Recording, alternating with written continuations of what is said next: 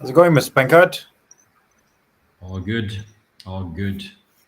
Shout out to Stadia Ventures, whose pens I've been using since forever, since we went to their first event, I think. Yeah, I think I'm pretty sure I have that. I have that pen as well. I'm pretty sure I used it. It's a nice bright color. It stays with you. Yeah, I also got the notebook from them, but still have old ones that I also got for free, and still using them until I need a new one. That's good. Recycling, making use of all old things before buying new things. All very good things. Exactly. But overall, I don't know if you would agree on this. It's a weird atmosphere in Europe, in the world. I don't know. Weather is not what it's supposed to be. Stock markets, inflation, war, all of that. It's a weird phase. Yeah, I think the whole it's very much the global sentiment of everybody just wants to curl up into their bed and just kind of stay at home today. That feels like the overarching mood. Yeah, I agree. I think we were talking about it before. It's like crappy weather, but then it's just a bit gloomy all around. It's not just the weather. Yeah, I agree. The sentiment needs a bit of action, and you know, hopefully the sun will come out and blow all this gloominess away soon enough. But there are two things that brighten up my day. Please It's tell me. talking to you, obviously, every Thursday. That's a given. That's very kind. And my Thursday Red Bull. You, is this actually a thing? Do you have a Red Bull every Thursday? I it might be a thing from the today onwards because I realized the last 2 or 3 episodes I had my Red Bull. Cheers. And that was sugar-free Red Bull, so also very good. Mhm. Yeah, nicely done. But I also have agua. Always. Yeah. All right, Right. so Let's start. let's get fresh, shall we, and kick off the show with some top funding news from the world of esports. Actually, we have a lot of gaming news on this week's show. Lots of gaming news. Um, in fact, I think 4 of the 5 stories. Starting with this one, which is a gaming and content platform called Freshcut. Is $15 million. They're going to produce short form content. These 3 with their nice smiles are It former sounds and Twitch looks like executives. Barbara. I don't know who's who, but those are the names for anybody who's interested. James, Ernie, and Ben have launched a platform called Freshcut. They've got funding from Galaxy Interactive, Republic Crypto, and of course Animoca Brands. It seems like we don't have a story without either Animoca or Dapper Labs or being an investor. Yeah, so what exactly is Freshcut? Right here, you can take a look. The page hasn't loaded yet, but it's basically a short form video content platform. So you can do clips from various sports and gaming content. So creators can take these little clips and share them with their friends and their community, so on and so forth. So it's creating. I don't know why.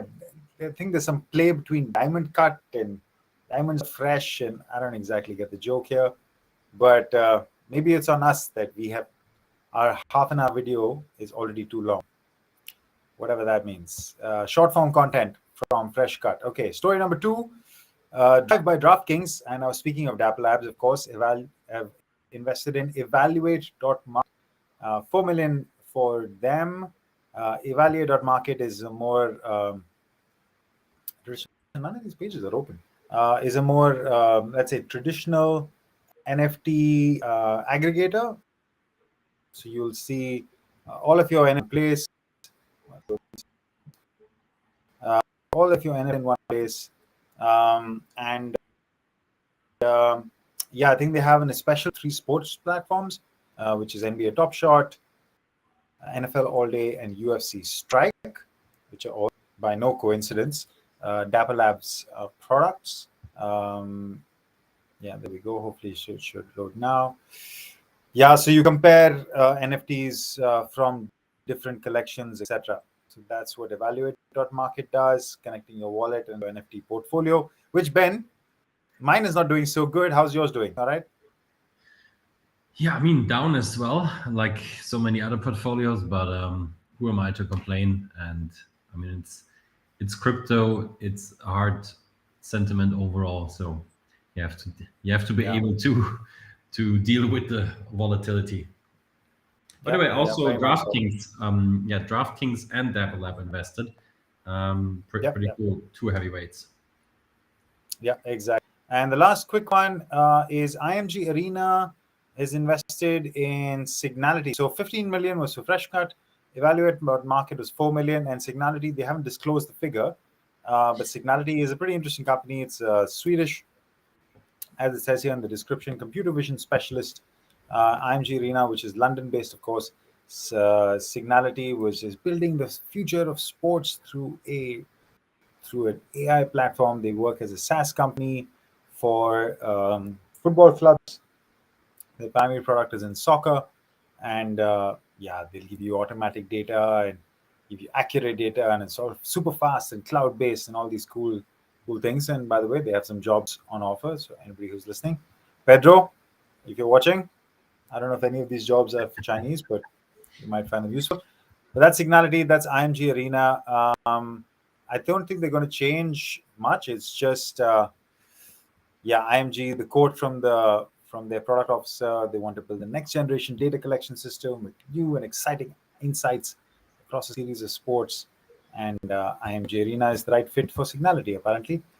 So what do we have? We have a Twitch short form content company. We have a NFT marketplace, and we have an AI sports API provider.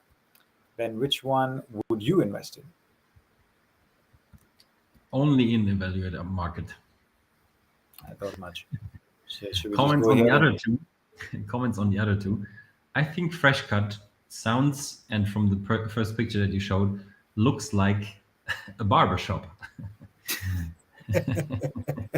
Go back to the news. I mean, those three lads. They look pretty fresh. They look pretty fresh. They have fresh cuts. So first of all, I was like, is that really sports now? So that random comment aside.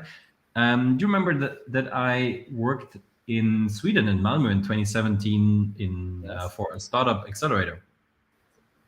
Yeah, I do. And did Signality come out of that accelerator? Is that what you're going to tell me? Yes, it was one of the companies. So our paths have crossed before.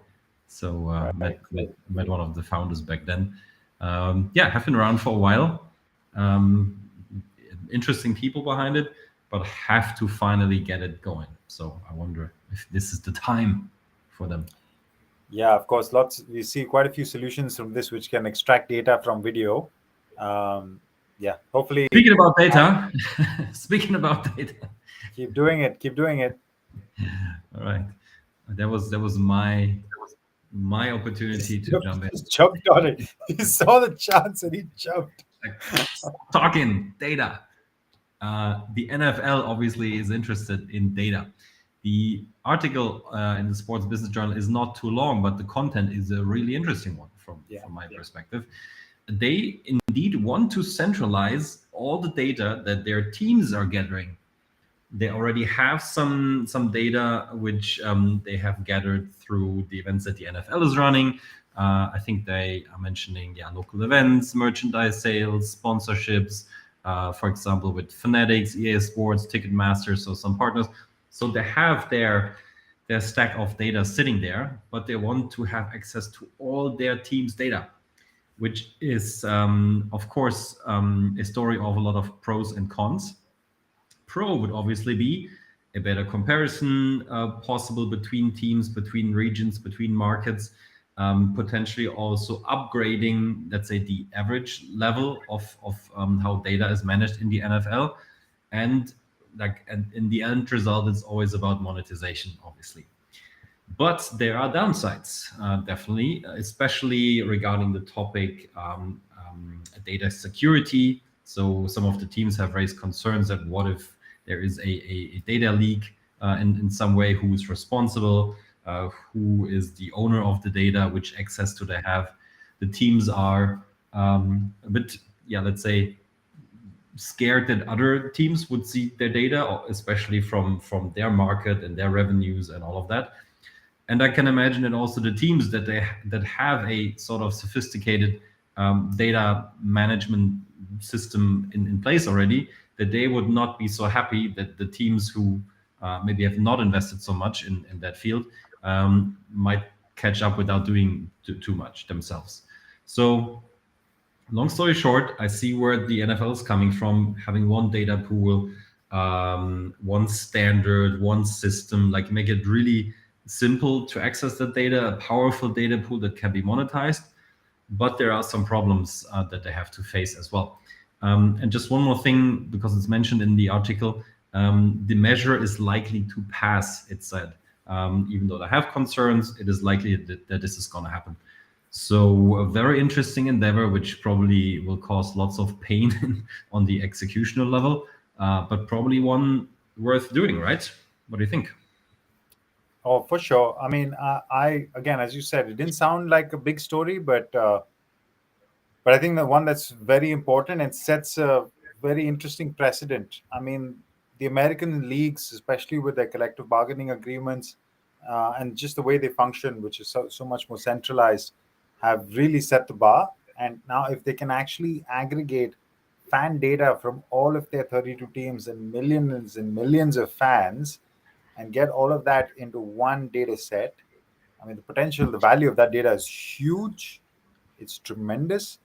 And for them to make that call, I think that, yeah, they're just thinking in the right way again, about how do we own data, how do we manage data, and how do you monetize eventually, because that's what the goal is.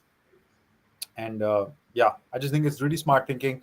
I didn't never thought of it before, because they've centralized athlete data collection, they've centralized obviously broadcasting, sponsorship, a lot of that stuff they run centrally, while a lot of teams are allowed to do things locally as well. But fan data was not a topic that I'd seen touched centrally, and for them to bring it up, yeah, very interesting, very powerful. Like a very, let's say, questionable hypothesis. Do you think it would make sense that, let's say, a league in general, not just the NFL, other leagues as well, it would make sense that they would just run all of that. Let's say they're not just a shared service center, but they would just monetize the hell of the properties, and the teams are more, let's say, especially athlete management and infrastructure management. Of course, they can, I don't know, set some highlights with some, I don't know, marketing campaigns and all that. Do you think that that's doable, and would it make sense? Actually, I do. I think if you think about what's the biggest revenue driver for all sports teams, is broadcasting rights. Is still the biggest chunk of revenue for all of them. And broadcasting rights is basically based on what viewership, um, or what knowledge of what viewership a sports property can generate, which comes down to the fans, right? So if the league can be smarter about knowing who the fans are that is watching. Now, this is of course fan data, and who's watching sports are two different things. I understand that, but they're essentially trying to get more and more intelligent about who's watching their sports and who's interacting with their sports. So I think it opens up different kinds of conversations. It's taking control of the biggest source of revenue. The biggest source of revenue for a sports team, a sports league, is their fans, and they for them to own it in a deeper way. I think it's very powerful. I think it's more leagues thinking like tech organizations, rather than It's just, an interesting proposition for a league, right? yeah, interesting. I think it's actually thinking like a tech organization. How are we owning our data? Who's managing it, etc., etc. I think it's a very bold and powerful move, and I think that'll have long term positive effects. Speaking about revenue streams for a league, maybe also new ones, is there Good point. anything you would like to talk to us about? Yes, I would, and I would like to talk about the NFL itself, because on one side we hear them talking about aggregating data, and another side fan data. On the other side, they're talking about launching new products for fans. So yeah, I mean, we've had a ton of announcements. In fact, we talked about the NFL's offering with Dapper Labs. They've done a few different types of partnerships in the NFT space. In fact, I think it was a couple of weeks ago that we covered another story of a game that they had launched. But here's another NFT-based video game for the NFL. Obviously, it involves the NFLPA as well because the players are the guys on the NFTs, and Mythical team is the partner. They're like they create these amazing rich games, and they're the partner for this NFL's game. So I'll just quickly show you the game. There's nothing much on this website. It just says coming in hot. We're moments away from kickoff. Blah blah blah. Notify me. So if you're interested, you can join their Discord. I haven't checked how active that is, but you can at least sign up and know when the game is out. So right now the game is not out. It's set. It's scheduled for early 2023. So we're still at least let's say 7, 8, maybe more months away. But it's basically a fantasy game. That's the premise of it. Which again something that we have seen. We saw the MLB do something like this recently with Tops, wasn't it? Um, was it with Tops that MLB did that fantasy game? No, with Sorare. Sorare. It's all right, exactly. Yeah. Yeah, yeah. So Sorare, of course, has been doing fantasy through NFTs. This is the basic premise of this game, and then there of course come some quotes in the article. They have some 3D 3D based NFL franchise leagues, which is there'll be different categories and there'll be rarity and there'll be all the basic parameters that you would expect from an NFT drop. But yeah, these are games. The team has got some veterans. The Mythical Games team. Of course, they've got some stalwarts from the guys who've made great games like COD and World of Warcraft, etc., etc. So some good guys basically coming up with a new NFT game for the NFL. That's the official press release. And a quick one because Ben highlighted this to me, well, on our notes, which is that eBay is launching NFTs as well, which are sports related, which are actually based on Sports Illustrated covers, right? So they will feature 3D and animated interpretations of athletes featured on the cover of Sports Illustrated. They're starting with Wayne Gretzky, of course, the iconic ice hockey hero. Yeah, so you can buy it on eBay, I should say. Sorry, this is the Genesis collection, starting with Wayne Gretzky. They're gonna do about at least 30. I think I read somewhere it says about 30 more collections like this, and with various levels of rarity. So eBay jumping on the sports NFT bandwagon as well. Two Ben, did you? things. Yep, Oh, sorry, I interrupted your question. go for it. There's a link somewhere on an article to the eBay page, I think. Yeah, potentially it's Yeah, that one. this is the one. Yeah. And that I found interesting. I mean, some are sold out, some you can still buy. It looks like the normal eBay, and you can just buy NFTs there. That I Yep. found interesting. You know, typically NFT offerings come up with cool new pages and designs and all of that.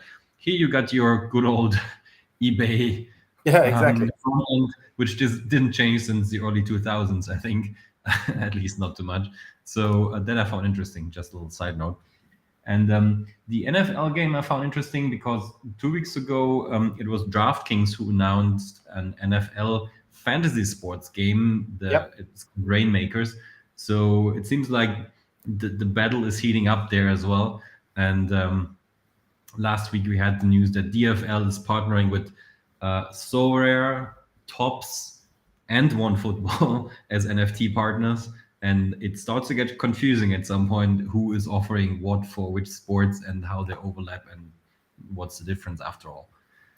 Yeah, I think we talked about this last week. I think you asked the question about, I think it was for the NBA, but something else that they were doing. And it's like, yeah, there is too much. Is it too much happening? Is it also confusing?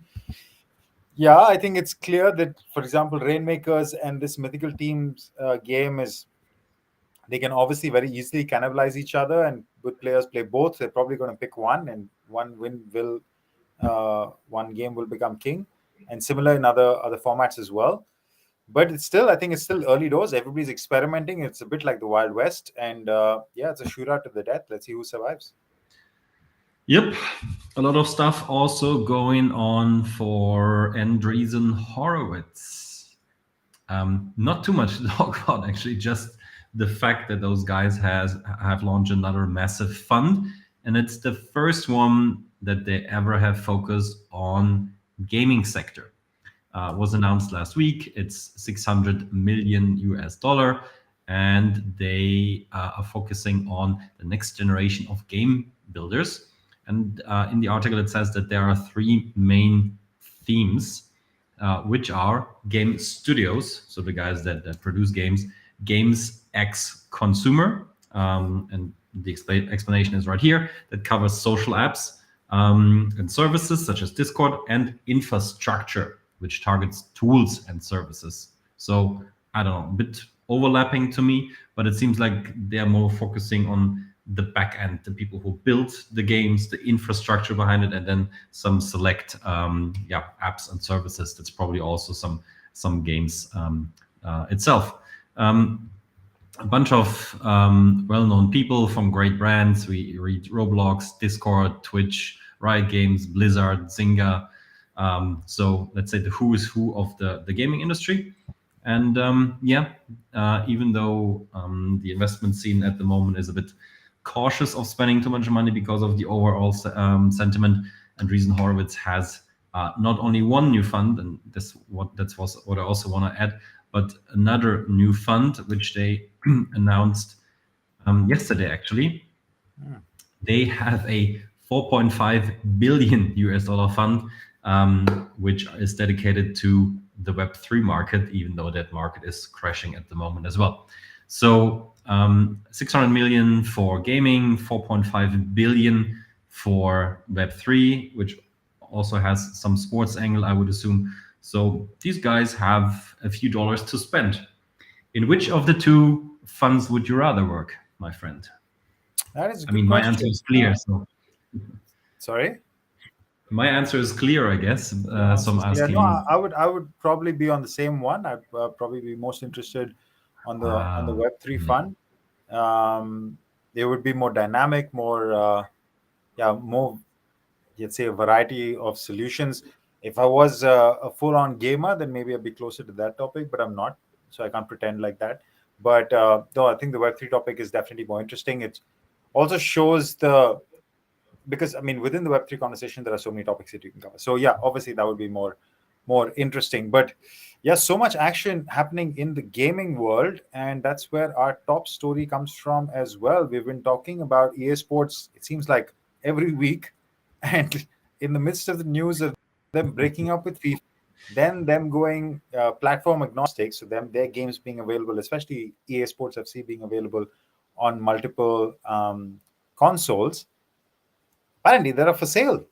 Who knew? But at least that's what the news says, that they're in talks for either some sort of buyout or merger, and they're talking to everybody who has money, or at least the big guys who might be interested in buying EA Sports, who have a revenue of $5.6 billion last year, but 2.1, I think it was, billion came from FIFA itself, from their football game. So that's their biggest driver. There's no question, which is being decoupled from the official brand. So maybe there's some risk there. But otherwise, they're open to possibilities. Uh, the story goes on to say that this is as part of a market sentiment, and we're seeing so much news in the gaming sector today, but as part of a market sentiment of consolidation within the gaming world. Microsoft, of course, last year took over Activision for $69 billion. Activision is a pretty big game, Call of Duty, amongst others. And Microsoft's move in that case was that they wanted to take over, let's say, the game and not make it available on PlayStation or on other consoles. And maybe EA will do something similar, though I doubt that.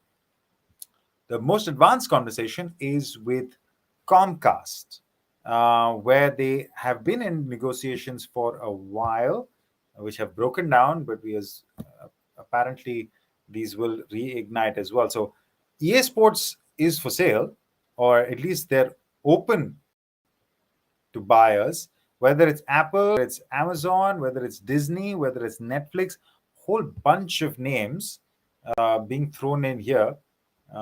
Yeah, Ben, who do you think would be the most likely buyer, or where do you think it might make more sense? That's a tough one. I'm Yeah. going to park this for a second. I'm going to come back to that.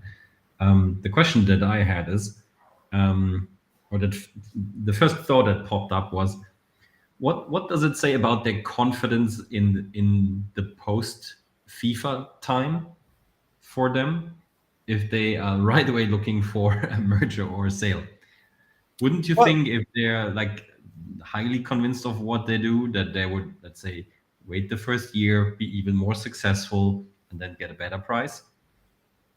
potentially, but I mean, obviously, we know that these conversations are happening over a period of time. I mean, it's the same with EA Sports would have been talking with FIFA for the last year at least. We know that negotiation went on. Similar conversation is probably happening with these guys. Now, you're right. It could be one of two things. It could be that somebody like a Comcast who's having this conversation thinks that maybe this is a good time because EA is on the back foot, so you could force the negotiations a bit and get them out at a better price. But the fact that EA themselves are willing to sell is an interesting let's say topic. Why? Because maybe they want to build other things. Maybe the founders want to do other things. Maybe the team wants to build new games, and they're too reliant. As I said, more than 35% of their revenue comes from that one game, and that one game is at risk. A little bit, maybe they'll probably override it, but it's a risk at least a little bit. So maybe this is time for them to diversify. But yeah, let's see. Interesting space to watch. But it's so hard to predict if it's going to happen and who's it going to be at the end. Microsoft again after that mega acquisition, that's would be a lot of money within a short amount of time. But actually, the only thing I'll say on that I don't think it would make sense for them to go down the route of a hardware provider to go to Yeah. a Sony or a Microsoft to be suddenly tied into one console. But you could have said the same For Activision. for Activision, yeah. Yeah, I mean, sure. I mean, when they're giving you $70 billion, that probably doesn't make a difference. Who is the buyer? Just give me the money. But yeah, if you're looking at building a game for the future, maybe a hardware provider is not the way to go. Yeah, For me, Comcast would be a bit too boring, to be honest. broadcaster. Yeah, I mean, Netflix would be super interesting because Netflix, of course, is building out their own gaming division and they're investing some resources there. Yeah. Netflix's audience is also super diverse. Yeah, could be an interesting home. And I think Netflix needs a winner, needs some new perspective. I mean, they're struggling a bit, but not sure how much money they have floating around. Yeah, I think I'd shown one graphic on a few episodes ago about Netflix cash reserves, which is like it's more than $10 billion or something. So maybe at least Not not enough. that they have to, not that that. Sorry. It's not enough. It's not. That's what I mean. It's not that they would need to spend all of that, and it's not enough, but that gives them enough leverage to generate additional capital or to take on an acquisition like this if they are generally that bullish. But who knows? Interesting space to watch. But yeah, a lot of more questions than answers with this story. Like it doesn't seem clear about why, what the underlying logic is, which direction. It could bounce around so many places. Yeah, very unclear. Yeah, I mean, maybe some buyer gets a 2-in-1 package with Peloton. Who knows? Yes, play FIFA and ride while riding your bike. Actually, we know a product where you can See? do that, right? Play Pulse, shout out. You can play games while riding your bike. Erling, there you go. Fantastic. We're pretty much spot on time-wise. We got a minute left to talk a bit of nonsense if you're up for that. What Otherwise, nonsense would we're you like good. to talk about? Champions League final this weekend. Mhm. Any preference? Who are you supporting? Absolutely Liverpool. Absolutely Liverpool. Is that because of a German in the dugout, or just you want to see the Reds dominate? What is it? No, it's a bunch of things. I mean, yeah, I'd be happy for Klopp. I hope that Sadio Mane then decides to leave and join Bayern Munich if he had won another Champions League trophy with Liverpool. And no, I think they play spectacular football again. And I mean, even though I have to say it's the most sympathetic Real Madrid that I've seen in years, I didn't like the previous one so much. but this year I think they deserve it in some way as well. But I think overall, I'm clearly for Liverpool. Yeah, which makes it fun. I mean, I have to support Madrid. Obviously, it's my I city know. in some ways. Um, but I mean, I think if Madrid do pull it off somehow, which I'd be surprised. I think Liverpool are clearly the favorites. But if Madrid pull it off, it'll be the most incredible run to a finals that I have ever seen for sure. Yeah, it was insane. PSG, the comeback, Chelsea, and then City, like three incredible, ridiculous games in each of those. And if they can pull it off in the final, if there's one club, it's probably Madrid. I mean, if they kick out the top three Premier League teams almost in a row, it wasn't in a row, right? There was Oh, there was PSG, Chelsea, Man City, and now will be the third one. Yeah, three in a row plus PSG. I mean, yeah, I mean that's insane. yeah. Real Madrid gunning for number 14, Liverpool gunning for number 7, I think. Yeah, it's pretty crazy. And another factor, I would rather have Thiago win the Champions League again than David Alaba if I speak about ex-Bayern Munich players. Fair enough. You don't want, yeah, you never want your player to leave your team and next season play you win the Champions League. You definitely don't want your player to leave your team and next season play you in the Champions League final, which is what happened with United when Gerard Piqué left as a Oh, 21-year-old, and next season he was there lining up. That's Pep's first Champions League, by the way. And you're like, what the hell? What just? But it yeah. was so Lucky you don't have to worry about the Champions League for the foreseeable future anymore. for a couple of seasons. No, yeah, it can only get better from that one. Yeah, sure. Let's see. All right. Thanks everyone for tuning in. Pedro, please come back at some point. We hope you're okay, man. For a moment, I didn't know if it's Pablo or Pedro, but it's it's Pedro, right? Yeah. Perfect. All right. Cheers, everyone. Have a good week. See you soon. Ciao.